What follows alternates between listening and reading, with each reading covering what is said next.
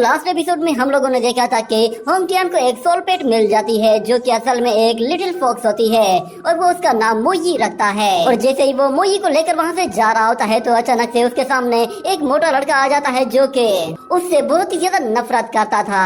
वो दोनों ही एक ट्रेजर के लिए आपस में लड़ना शुरू कर देते हैं। तो हमें दिखाया जाता है कि मोई वो अचानक से ट्रांसफॉर्म हो जाती है। ये देखकर वो मोटा काफी हैरान होता है और उसे पता चलता है कि ये फॉक्स तो असल में 9th लेवल में है, मगर उसके बावजूद भी मोई बहुत ज्यादा वीक होती है और वुल्फ का मुकाबला नहीं कर पा रही थी। मगर इतने में अचानक फिर जब उस पर सनलाइट पड़ती है तो उसकी पावर्स उसके बिल्कुल पीक पे आ जाती हैं और वो अपनी आइस पावर का इस्तेमाल करते हुए वुल्फ को पूरी तरह से कंट्रोल करके उस पर एक जबरदस्त एनर्जी ब्लेड अटैक करके उसका काम तमाम कर देती है। और फिर अगले सीन में हमें दिखाया जाता है कि होंगटियान मोई को लेकर जैसे ही वहाँ से जा रहा होता है तो अचानक से उसकी बॉडी के अंदर से वही व्हाइट डेविल एक्टिवेट हो जाता है जो कि उसकी सोल पावर को एब्जॉर्ब करने की कोशिश करता है। मगर होंगटियान किसी तरह फोकस करके उसे अपने अंदर ही होल्ड करने की कोशिश करता है, पर वो व्हाइट डेविल बहुत ही ज्यादा ताकतवर होता है। और हमें दिखाया जाता है कि वो होंगटियान की बॉडी से जैसे ही बाहर आता है उसे देखकर वो लिटिल फॉक्स बहुत ज्यादा डर जाती है और वो छोटा सा इंसेक्ट भी एक पत्ते के पीछे छुप जाता है।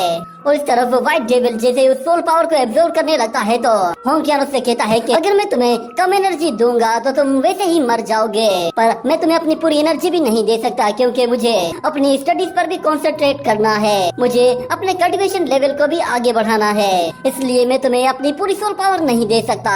उस मॉन्स्टर को देखकर मोई बहुत ज्यादा डर रही होती है और इस तरफ होंगटियान अपनी बॉडी से अपनी सोल पावर को अलग करके कुछ सोल एनर्जी उस मॉन्स्टर को दे देता है और वापस से अपनी सोल पावर को अपनी बॉडी के अंदर ले आता है और कहता है कि इस मॉन्स्टर की पावर तो और भी ज्यादा बढ़ती जा रही है। तो मुझे लगता है कि इसे अब अपनी पावर को बढ़ाने के लिए 18th सिटी में जाना होगा। ये कहने के बाद वो दोबारा से खड़ा हो जाता है और मोई को देखता है तो वो बहुत ज्यादा डरी हुई होती है, जिस पर वो उससे कहता है कि डरो मत, मैं बिल्कुल ठीक हूँ। वो उसकी बॉडी में कुछ इंजरीज को देखता है तो वो कहता है कि मुझे लगता है कि इन इंजरीज को जल्दी हील करना चाहिए वरना तुम इनके साथ ज्यादा दिन तक सरवाइव नहीं कर पाओगी और इसे पूरी तरह से हील होने में भी काफी टाइम लगेगा।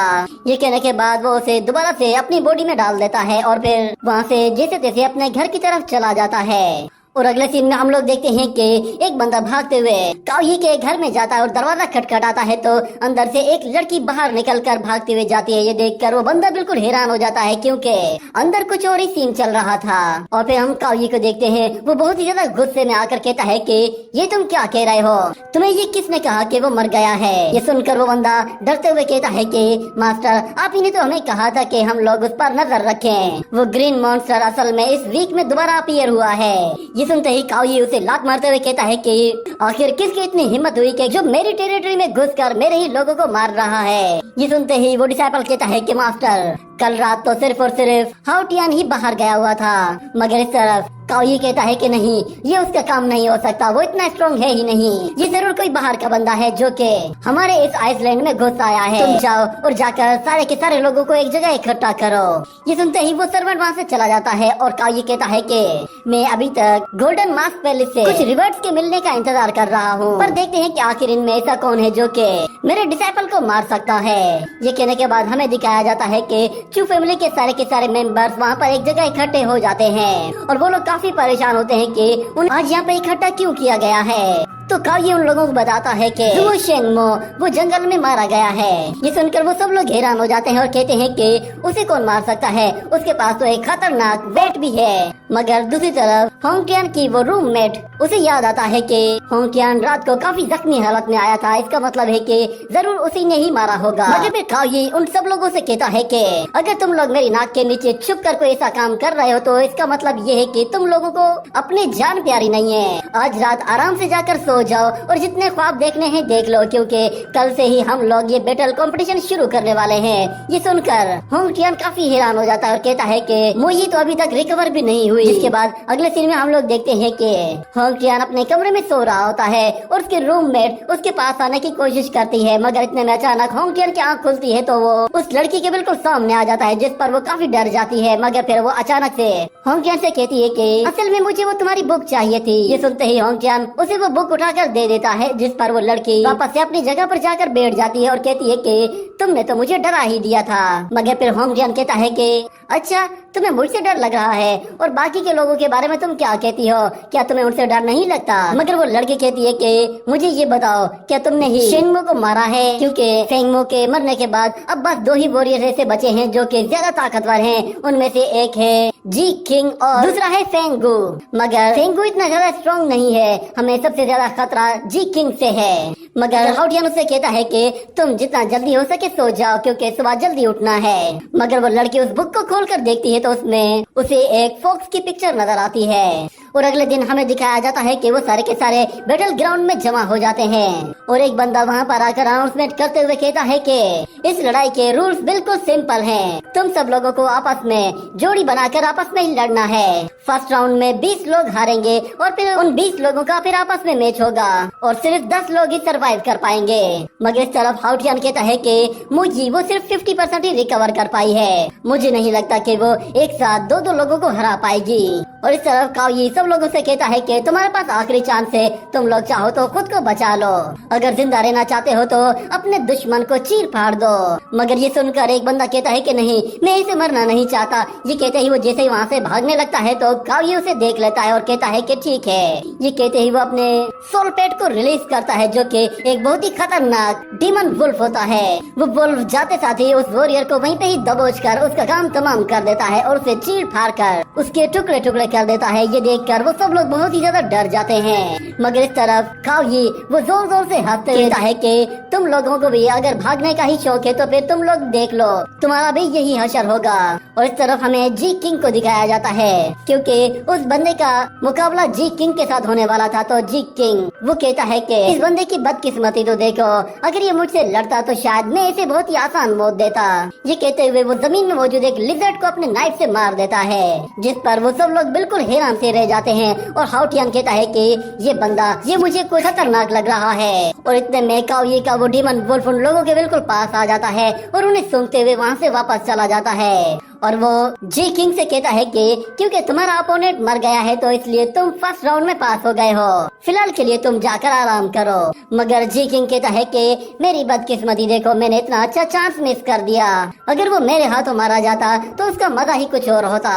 ये कहने के बाद हम देखते हैं कि उन लोगों का आपस में कंपटीशन शुरू हो जाता है और वो सब के सब अपने सोल पेट्स के साथ उस कंपटीशन में जीतने की पूरी कोशिश करते हैं और अपने अपोनेंट्स को हराते हुए वो सब लोग आगे की तरफ जा रहे होते हैं। और देखते ही उन लोगों का फर्स्ट राउंड कंप्लीट हो जाता है और वहाँ पे मौजूद एक बंदा कहता है कि चेन जुओ वो इंजर्ड हो गया है, इसका मतलब ये है कि वो इस लड़ाई में आगे सरवाइव नहीं कर पाएगा, इसीलिए फिलहाल इसे यहाँ से लेकर जाओ ताकि ये थोड़ा सा रेस्ट कर ले। और वहीं पे हमें दिखाया जाता है हाउटियान का मुकाबला एक लड़की के साथ होने वाला था, जो कि देखते ही हाउटियान से कहती है कि मैं तुम्हारी पूरी बॉडी में इतने खतरनाक अटैक करूंगी कि तुम्हारे अंदर वो मौजूद छोटी सी फॉक्स उसकी भी रूह तक कांप जाएगी।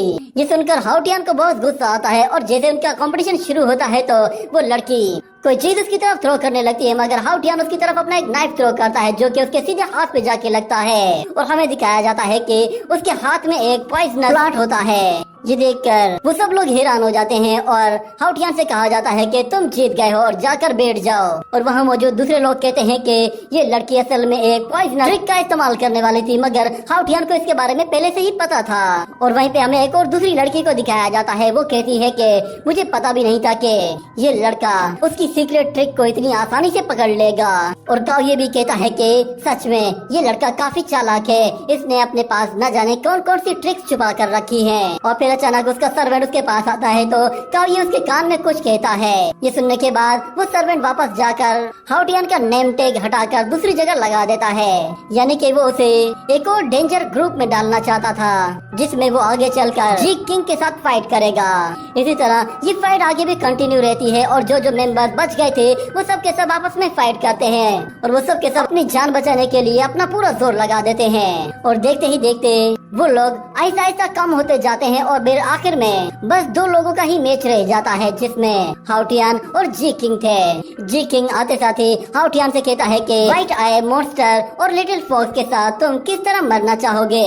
मगर इस तरफ काओ उन लोगों से कहता है कि चलो लड़ाई शुरू करो, देखते हैं कि हमें लास्ट सर्वाइवर कौन सा मिलता है। हाउटियान फौरन से मोई को बाहर बुला लेता है और दूसरी तरफ जी किंग वो अपने एक बहुत ही खतरनाक जायंट स्केल स्नेक को समन करता है जो कि बहुत ही ज्यादा पॉइजनस होता है। लड़ाई की शुरुआत होने से पहले ही जी किंग अपना नाइफ उसकी तरफ थ्रो करता है तो हाउटियान उसे बहुत ही आसानी से ब्लॉक कर देता है और फिर मोई जैसे उस स्नेक पे हमला करने के लिए आगे बढ़ती है तो अचानक से वो स्नेक तेजी से उस पे हमला करता है जिससे वो बाल बाल बचती है और उस पर अपने पंजे से अटैक करती है, मगर उसका शेल बहुत ही ज्यादा स्ट्रॉन्ग होता है जिसकी वजह से उस पर हल्की सी खरोच तक नहीं आती और फिर वो जायंट स्नेक मोई के पीछे पड़ जाता है तो मोई अपनी जान बचाकर यहाँ वहाँ भागने लगती है। देखते हुए जी किंग अपने जायंट स्नेक से कहता है कि इसे चारों तरफ से लपेट लो तो वो स्नेक उसके चारों तरफ गोल गोल घूमना शुरू हो जाता है। ये देखते ही हाउटियान मोई से कहता है कि फौरन से वहाँ से बाहर निकलो।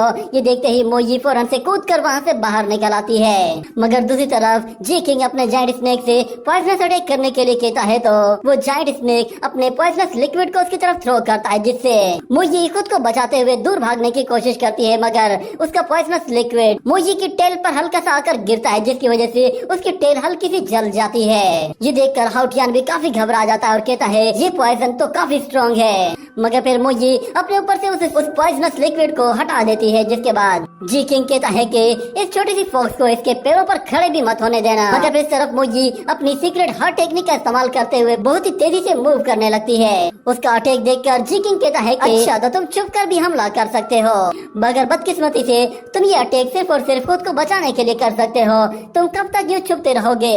इस तरफ वो जायंट स्नेक उस पर अपनी टेल से एक के बाद एक अटैक करने की कोशिश करता है जिससे मोई को भी बहुत ज्यादा दिक्कत का सामना करना पड़ता है और इस तरफ हाउटियान वो भी काफी परेशान होता है क्योंकि मोई बहुत ज्यादा वीक थी और वो अभी भी उसका मुकाबला नहीं कर पा रही थी। इतने में हाउटियान अपना वो नाइफ तेजी से जी किंग की तरफ थ्रो करता है तो वो जायंट स्नेक उसके चारों तरफ आकर उस नाइफ को बहुत ही आसानी से ब्लॉक कर देता है और अपने स्नेक को जैसे ही दोबारा से मोई की तरफ रिलीज करता है तो हाउटियान कहता है कि यही वक्त है, चलो आगे बढ़ो। तो मोई बहुत ही फास्ट स्पीड के साथ उस जायंट स्नेक के पास पहुंचते ही उस पर एक जोरदार मून ब्लेड अटैक करती है जिससे उस जायंट स्नेक को कोई खास फर्क नहीं पड़ा था, मगर इस तरफ मोई वो काफी ज्यादा वीक पड़ गई थी, उसकी टांगे तक कांपने लगी थी और फिर जी किंग उससे कहता है कि क्या ये तुम्हारी पूरी ताकत थी? मुझे तो लगता है कि शायद तुमने मेरे पेट पर हल्की सी खरोच तक नहीं पहुंचाई। वहाँ मौजूद लोग कह रहे होते हैं कि अगर ये अटैक इसी तरह ही चलते रहे तो ये तो यहाँ पे मारी जाएगी और तुम्हारा ये रूममेट ये बेचारा वैसे ही बहुत बदकिस्मत है, मुझे नहीं लगता कि ये सरवाइव कर पाएगा। मगर फिर वो लड़की उसे बताती है कि इस फॉक्स की मूनलाइट पावर वो पूरी तरह से रिकवर नहीं हुई है जिसकी वजह से वो काफी वीक पड़ गई है। ये सुनकर वो दूसरी लड़की कहती है कि अगर ये वीक है तो फिर इसका मतलब साफ है कि ये लड़का अगले राउंड में जाने वाला है ही नहीं क्योंकि काओ को इसमें जरा भी इंटरेस्ट नहीं होगा। पर हाउटियान की रूममेट कहती है कि तुम बकवास कर रही हो और इस तरफ हम हाउटियान को देखते हैं वो कुछ सोच रहा होता है और इस तरफ जी किंग कहता है कि तुम्हारा ये अटैक तो मेरे स्केल स्नेक का तो डिफेंस तक नहीं तोड़ पा रहा तो फिर ये मुझे हराएगा कैसे। पर मेरे इस स्नेक को वो चीज खाना ज्यादा पसंद है जिसके लिए उसे स्ट्रगल करनी पड़ती है। जी कहने के साथ उसका स्नेक एक बहुत ही खतरनाक अटैक करने वाला होता है जिस पर हाउटियान भी काफी डर जाता है। उसे पता था कि ये कोई किलिंग अटैक है। वो जायंट स्नेक जैसे ही अपनी पूरी ताकत के साथ आगे बढ़ रहा होता है तो इस तरफ सब लोग उसे देखकर बहुत ही ज्यादा डर जाते हैं और वो जी किंग हंसते हुए कहता है कि फाइनली मेरे इस जायंट स्नेक को खाने को कुछ मिलने वाला है। और ऊपर खड़े हुए लोग कह रहे होते हैं कि ये लिटिल फॉक्स तो इस जायंट स्नेक का निवाला बनने वाली है। मगर फिर हाउटियान वही से कहता है कि क्या तुम तैयार हो? जीत और हार का फैसला बस इस एक ही अटैक से होने वाला है। और दूसरी तरफ काओ ये देखता है कि वो फॉक्स अपना एक क्लोन बना लेती है जिस पर वो काफी हैरान होता है और कहता है कि ये फॉक्स अपने जान बचाने के बजाय इसी की तरफ क्यों भाग रही है। और इस तरफ हम देखते हैं कि ये जायंट स्नेक जैसे ही मोई के बिल्कुल पास पहुंच जाता है तो वो अपना मुंह खोल लेता है और ये लिटिल फॉक्स खुद ब खुद उसके मुंह के अंदर चले जाती है जिस पर वो सब लोग हैरान हो जाते हैं। और जी किंग को लगा कि शायद उसने ये मैच जीत लिया है, मगर अचानक उसका वो जायंट स्नेक खांसने लगता है और अजीब सी हरकतें करने लगता है। ये देखकर वो खुद भी काफी हैरान होता है और हमें दिखाया जाता है कि उसकी बॉडी के अंदर से एक जोरदार एनर्जी रिलीज होती है जिससे उस जायंट स्नेक का काम तमाम हो जाता है और उसके अंदर से वो फॉक्स बाहर निकल आती है। तो हमें पता चलता है कि वो फॉक्स उसकी बॉडी के अंदर ट्रांसफॉर्म हो गई थी। उसकी ट्रांसफॉर्मेशन देखकर सब लोग चौंक जाते हैं। किसी को भी यकीन नहीं आ रहा था कि ये लिटिल फॉक्स असल में एक 9th लेवल की फॉक्स है। और काओ ये भी समझ जाता है कि इस लड़के के पास बहुत सारी हिडन सीक्रेट टेक्निक्स हैं। इसने तो मुझे भी धोखा दे दिया है। और फिर दूसरी तरफ हाउटियान की वो रूममेट उस बुक को याद करती है जिसमें उस फॉक्स की पिक्चर बनी हुई थी। उसे समझ में आ जाता है कि हाउटियान सिर्फ और सिर्फ इसके बारे में ही स्टडी करता रहता है। और दूसरी तरफ हमें दिखाया जाता है जी किंग को, जो कि बिल्कुल हक का बक्का खड़ा होता है और कहता है कि नहीं, ये नहीं हो सकता, मैं उन वाइल्ड बीस्ट के हाथों नहीं मारा जाऊंगा, ये मेरे साथ कैसे हो सकता है। ये कहने के बाद वो जैसे ही अपने सामने दो लोगों को देखता है तो वो वहीं पे ही गिर जाता है। उसके पास में एक नाइफ पड़ा हुआ था, वो उस नाइफ को उठाकर फौरन से खड़ा हो जाता है। तो वहाँ मौजूद सब लोगों को लगा कि शायद ये लड़ना चाहता है और मोई फौरन से हाउटियान के पास आकर खड़े हो जाती है। और हमें दिखाया जाता है जी किंग सब लोगों से कहता है कि मैं बुरी मौत नहीं मरना, वाइल्ड बीस्ट के हाथों मरने से बेहतर है कि मैं खुद को ही मार दूं। ये कहते ही वो अपना गला खुद ही काट देता है। हाउटियान वो वापस से अपने सोल पेट को बुला लेता है। इस तरफ काओ ये कहता है कि मुझे लगा था कि शेंगमो वो किसी और के हाथों मारा गया होगा, पर मुझे अब पूरा यकीन हो गया है कि ये इसी लड़के का काम है। ये कहने के बाद वो अपने हाथों से एनर्जी जनरेट करते हुए हाउटियान पर एक माइंड अटैक करता है, जिसकी वजह से उसके सिर में बहुत ज्यादा दर्द होने लगता है। और काओ उसे कहता है कि तुम्हें क्या लगा कि तुम मुझे बेवकूफ बनाओगे। उसे तकलीफ में देखकर मुझे वो भी चिल्लाना शुरू कर देती है और बाहर आना चाहती थी, मगर हाउटियान उसे बाहर नहीं बुलाता। और हाउटियान की रूममेट कहती है कि हाउटियान ने तो ये मैच जीत लिया है, फिर ये क्यों हो रहा है। और इस तरफ हमें दिखाया जाता है कि काओ अपने बीस्ट के साथ फौरन से नीचे आ जाता है और कहता है कि तुम्हारी हिम्मत कैसे हुई ऐसा करने की, मैंने तुम्हें एक मौका दिया था, अगर तुमने मुझे सच बता दिया होता तो शायद तुम बच जाते, पर तुमने मुझसे झूठ बोला, इसलिए अब तुम मेरे इस बीस्ट का शिकार बनने वाला हो। ये तुम्हें इतनी बेदर्दी के साथ मारेगा कि तुम्हारी चीखें दूर दूर तक सुनाई देंगी। इतने में हम लोग मोई को देखते हैं, वो चिल्लाते हुए बाहर आने की कोशिश करती है, मगर हाउटियान कहता है कि तुम फिक्र मत करो, मैं बिल्कुल ठीक हूँ, मुझे कुछ भी नहीं होगा। और फिर काओ कहता है कि तुम वही लड़के हो ना जिसने जुओ शेंगमो को मारा है। ये सुनकर वहाँ मौजूद सब लोग हैरान हो जाते हैं और उन्हें यकीन नहीं आता कि शेंगमो को मारने वाला लड़का असल में हाउटियान है। इतने में काओ जैसे उसे बालों से पकड़ता है तो मोई को बहुत ज्यादा गुस्सा आता है, वो बहुत ज्यादा बेचैन हो जाती है, वो बाहर आकर उससे लड़ना चाहती थी। और इस तरफ काओ वो एक हाथ से एनर्जी जनरेट करके उसके फेस पे एक जोर से अटैक करके उसे बेहोश कर देता है। और फिर वो कहता है कि ये लड़का तो सच में बहुत ही ज्यादा टफ है, मगर बदकिस्मती से ये अब मरने वाला है। जैसे उसकी तरफ आगे बढ़ता है तो इतने में अचानक काओ का मास्टर उससे कहता है कि मैं बस वापस आने ही वाला हूँ, मैं देखना चाहता हूँ मेरा वो व्हाइट मॉन्स्टर कितना पावरफुल हो चुका है। और ये लड़का सच में काफी दमदार है, इसे फिलहाल के लिए जिंदा छोड़ दो ताकि मेरा वो मॉन्स्टर इसकी और भी ज्यादा सोल को एब्जॉर्ब कर सके। जिस पर काओ कहता है कि जैसा आप कहें। इसके बाद वो सब लोगों से कहता है कि जो लोग भी इस कंपटीशन में जितना बचे हैं वो सब अपने रूम में चले जाएं। और वो अपने डिसाइपल से कहता है कि इसे भी उठाकर इसके रूम में फेंक दो। और अगले सीन में हमें दिखाया जाता है मोई के साथ बैठा हुआ होता है और वो कहता है कि हमें कोई ना कोई ऐसा तरीका ढूंढना होगा कि जिससे हम लोग इस आइसलैंड से बाहर निकल सकें। मैं वादा करता हूँ कि हम लोग एक साथ ही खुद को बहुत ज्यादा पावरफुल बनाएंगे और वापस से अपने चू फैमिली के पास जाएंगे। मैं जानता हूँ कि तुम मेरी काफी परवाह करती हो और तुम्हें बिल्कुल भी अच्छा नहीं लगता कि कोई मुझे मारे या फिर मेरी इंसल्ट करे, पर यकीन जानो तुम्हारे अंदर जितना गुस्सा है उतना गुस्सा मेरे अंदर भी है, मगर हमारा अपोनेंट सिर्फ और सिर्फ काओ है, इसलिए हमें थोड़ा सा सब्र से काम लेना होगा। मैं तुमसे वादा करता हूँ कि आज जो कुछ भी हुआ है ये दोबारा कभी भी नहीं होगा। इतने में हमें दिखाया जाता है मोई अचानक से अपनी मून पावर का इस्तेमाल करते हुए खुद को इवॉल्व करने की कोशिश करता है और देखते ही देखते वो पूरी तरह से इवॉल्व हो जाता है। ये देखकर हाउटियान भी बहुत ज्यादा हैरान हो जाता है और कहता है कि जल्दी से फौरन से एब्जॉर्ब कर लो। उस क्रिस्टल में मौजूद जितनी भी पावर होती है उस सारी की सारी एनर्जी को मोई की बॉडी में ट्रांसफर करना शुरू कर देता है और कहता है कि मोई तुम तो बहुत ही तेजी के साथ ग्रो कर रही हो, अगर ऐसे ही चलता रहा तो हम लोग अपने मकसद को बहुत ही जल्दी अचीव कर लेंगे। मैं बहुत जल्द तुम्हारी डिफेंसिव ऑफेंसिव कैपेबिलिटीज को बढ़ा दूंगा ताकि तुम उन डीमन फोक्स से बहुत ही आसानी से फाइट कर सको। ये कहने के बाद हमें दिखाया जाता है कि सोल क्रिस्टल की पावर की मदद से हाउटियान उसकी एनर्जी को बहुत ही ज्यादा बढ़ा देता है और उसके पंजे वो पहले के मुकाबले में ज्यादा बड़े हो जाते हैं। जिस पर हाउटियान कहता है कि ये तो सेकंड लेवल का क्लॉ है, ये देखकर वो बहुत ज्यादा खुश होता है और मोई को अपने गले लगा लेता है और कहता है कि फाइनली तुम्हारी पावर भी अब बाकी मॉन्स्टर्स के बराबर के लेवल की हो गई है। और अगले सीन में हम लोगों को काओई को दिखाया जाता है। वो कह रहा होता है कि यांग फैमिली वो उस लड़के को बचाने की कोशिश कर रही है और मिस्टर शिया वो उस लड़के को जिंदा देखना चाहते हैं। ऐसा ही चलता रहा तो मैं उसके साथ कुछ भी नहीं कर पाऊंगा। इतने में उसका सर्वेंट भी वहाँ पे आ जाता है और वो आते साथ ही कहता है कि हमारे जो 10 वॉरियर्स हैं उनकी बाकी के आइसलैंड्स के साथ बैटल को अरेंज करना है। अगर आप इजाजत दें तो मैं इन्हें अरेंज कर दूं। ये सुनकर काओई काफी खुश होता है और वो कहता है कि फाइनली वो लड़का मेरे किसी तो काम आएगा।